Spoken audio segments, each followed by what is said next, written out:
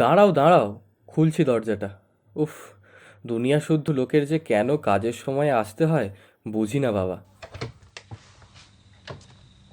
এতক্ষণ সময় লাগে দরজা খুলতে? কখন থেকে দাঁড়িয়ে আছি বলো তো? খুলে তো দিলাম দরজা, এবার ভেতরে এসো। ঝগড়া করার একটুও মুড নেই আমার। আরে আরে, এত চটছো কেন? আর মুখটাই বা এরকম বাংলার পাঁচ করে আছো কেন শুনি? কিছু না, অফিসের একটু কাজের প্রেশার আছে তাই। আমাকে এক্ষুনি প্রেজেন্টেশন কমপ্লিট করতে হবে, বেশি সময় নেই। আবার অফিসেও বেরোতে হবে তো। আচ্ছা, তো এই ব্যাপার, তাই মুডটা আজ বিগড়ে রয়েছে। আচ্ছা, তান কি করছে? ঘুমিয়ে গেছে তো? ওর শরীরটা সেরকম ভালো নেই, তাই আজকে সারাদিন খুব ঘ্যান ঘ্যান করেছে। ফাইনালি একটু আগে ঘুমালো। ওসব ছাড়ো, তুমি বলো আজকে কেমন কাটলো দিনটা? রাখো তো এখন অফিসের কথা, ভালো লাগছে না। এদিকে এসো।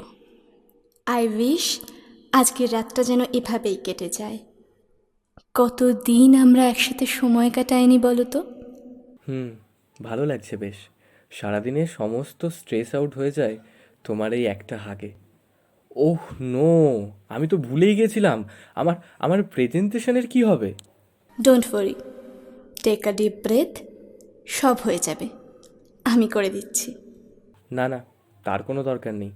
এত খাটনি করে এসেছো অফিস থেকে, একটু একটু রেস্ট নাও। এসবের কোনো দরকার নেই। খাটাখাটনি কি আমি একাই করি?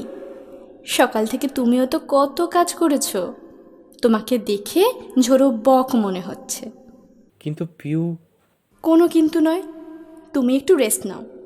I will complete your presentation.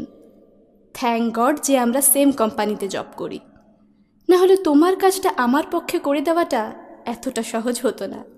সেই কপাল করে বউ পেয়েছিলাম বলে এ যাত্রায় বেঁচে গেলাম, কি বলো? সেই সেই এতদিনে গুণের কদর করতে শিখলে। যাই হোক, এখন একটু টেনশন ফ্রি হয়ে রেস্ট নাও। এই রে, তুইও আর ওঠার সময় পেলি না? না না, কাঁদে না, ঘুমো বাবা। লা লা লা লা,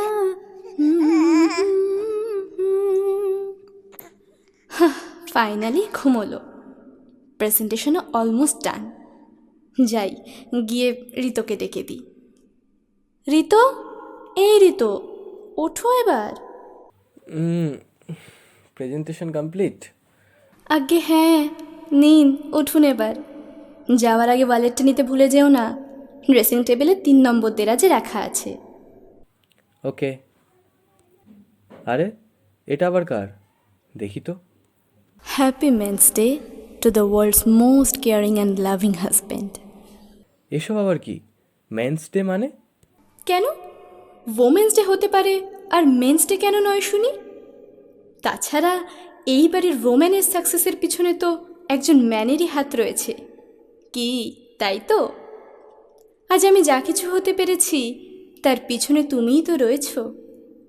তান হওয়ার পর তো আমি আশাই ছেড়ে দিয়েছিলাম যে আমি হয়তো আর কোনো দিনই কাজের জগতে ফিরতে পারবো না। কিন্তু সকলের সব ভুল ভেঙে তুমি তো আমায় এগিয়ে নিয়ে যেতে সাহায্য করেছো।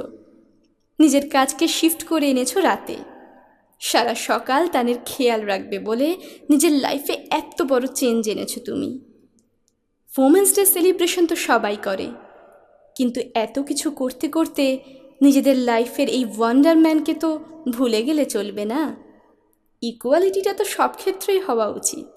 Thank you so much. সত্যি সত্যি আমি খুব লাকি তোমায় পেয়ে।